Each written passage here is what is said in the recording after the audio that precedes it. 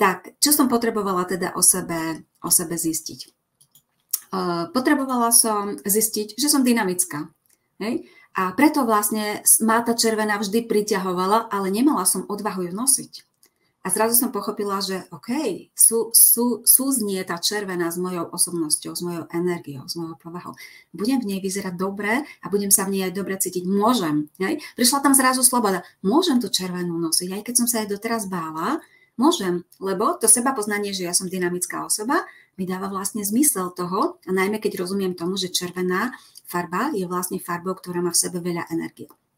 Potrebovala som zistiť, že, alebo pomenovať si, lebo to som nejako cítila, ale pomenovať si úplne natvrdo, že OK, tak ja potrebujem pohodlie. Ja nikdy nebudem tou ženou, ktorá chodí v saku, pretože mňa sako spútava. Hej?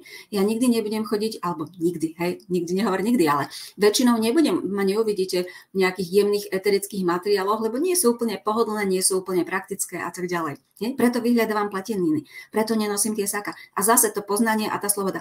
A je to OK, pretože ja to takto mám, ja som takáto.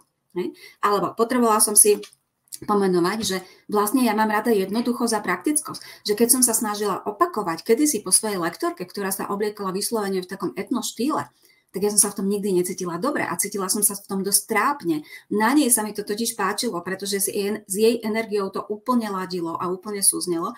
Na mne to vyzeralo smiešne a trápne.